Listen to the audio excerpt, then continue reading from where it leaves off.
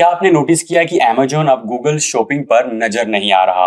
ये कोई technical glitch नहीं है, बल्कि ये Amazon की तरफ से उठाया गया एक बहुत बड़ा स्टेप है, जो गूगल को बहुत बड़ा नुकसान पहुंचा सकता है।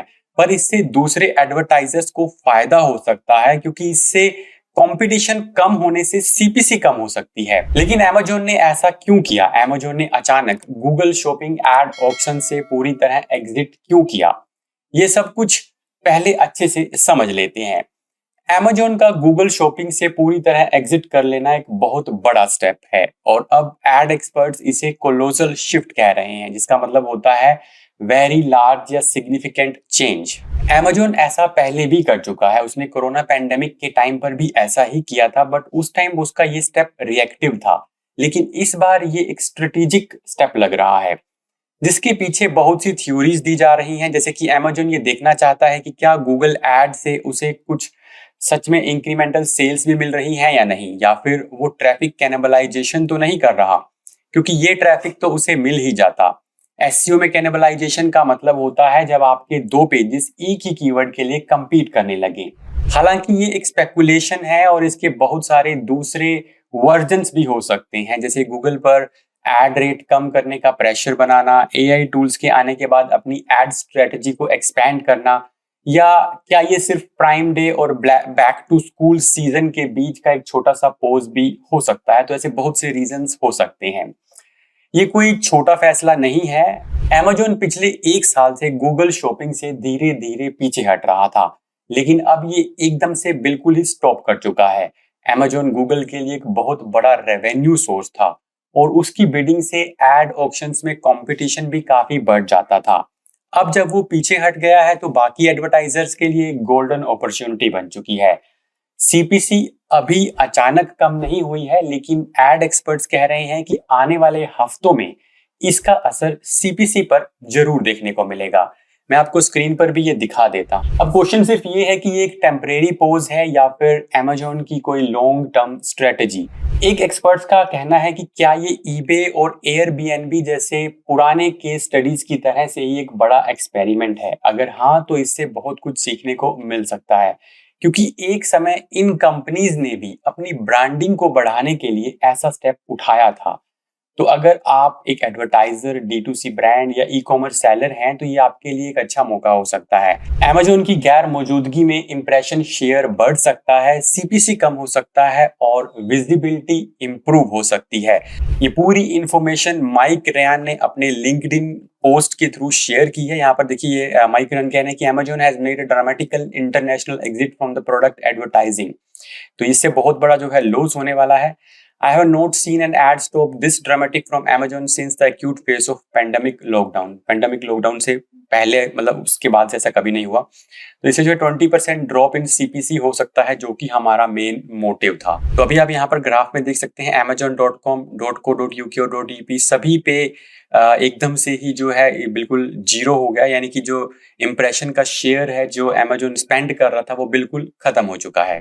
नेक्स्ट बात करते हैं मेटा एड्स की। क्या आप फेसबुक एड्स में कैंपेन बजट को लेकर कंफ्यूज रहते हैं?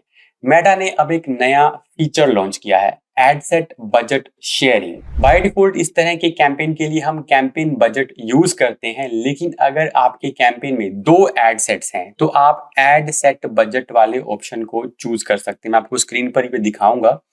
तो इस ऑप्शन को चूज करने के बाद आप हर एड सेट के बजट का 20% हिस्सा दूसरे एड सेट के साथ शेयर कर सकते हैं। जैसे मान लीजिए आपके पास दो एड सेट हैं और डेली का बजट आपका 1000 रुपीज है, तो मेटा का एल्गोरिदम को अगर लगता है कि दूसरे एड सेट से भी अच्छी परफॉर्मेंस आ सकती है, तो वो आपके बजट से 200 रुपए निकालकर दूसरे एड सेट पे स्पेंड कर देगा।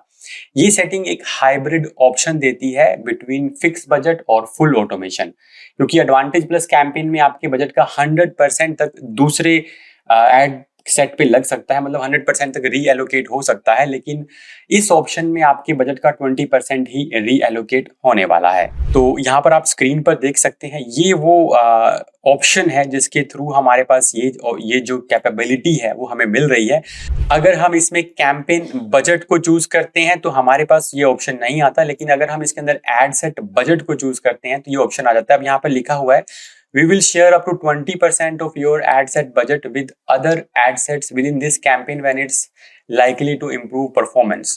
और कैंपेन बजट में तो ये 100% तक यूज कर सकता है, बट ये एक बीच का ग्राउंड बना दिया गया है जहां पर उसका 20% दूसरे जो है एड सेट पर भी स्पेंड हो सकता है। नेक्स्ट फिर से बात करेंगे गूगल एड की। अगर आपने अपनी वेबसाइट पर कंसेंट मोड V2 यानी वर्जन 2 इंप्लीमेंट नहीं किया है तो गूगल एड में आप कन्वर्जन ट्रैक नहीं कर पाएंगे और ना ही रीमार्केटिंग ऑडियंस बना पाएंगे, क्योंकि गूगल ने कन्वर्जन ट्रैकिंग उनके लिए बंद कर दिया है जिन्होंने कंसेंट मोड V2 इंप्लीमेंट नहीं किया है। 21 जुलाई 2025 से गूगल ने कंसेंट मोड V2 को कंपलसरी कर दिया है। पहले समझ लेते हैं कि कंसेंट मोड वर्जन 2 आखिरकार है क्या। ये गूगल का एक प्राइवेसी फोकस सिस्टम है जो ये ट्रैक करता है कि यूजर ने कुकी के लिए कंसेंट दी है या नहीं। अगर यूजर ने इसके लिए अलाउ किया है तो ये फुल डेटा भेजता है, अगर नहीं किया है तो ये गूगल को सिर्फ थोड़ा बहुत डेटा जो वो कलेक्ट कर सकता है वही भेजता है, जिससे ट्रैकिंग और एड परफॉर्मेंस कुछ हद तक मेंटेन रह सके। कंसेंट मोड V2 का जो मेन मोटिव है वो GDPR का वो को फॉलो करना है, जिससे डेटा लॉस कम से कम हो। इसको सिंपल लैंग्वेज में अगर समझें तो अब यूजर आपकी वेबसाइट पर आता है और वो कुकी को यस करता है, जिससे कंसेंट मोड V2 गूगल को बताता है कि कितना डेटा और कौन सा डेटा कलेक्ट करना है। अगर वो नहीं करता है तो वो डेटा कम हो जाएगा।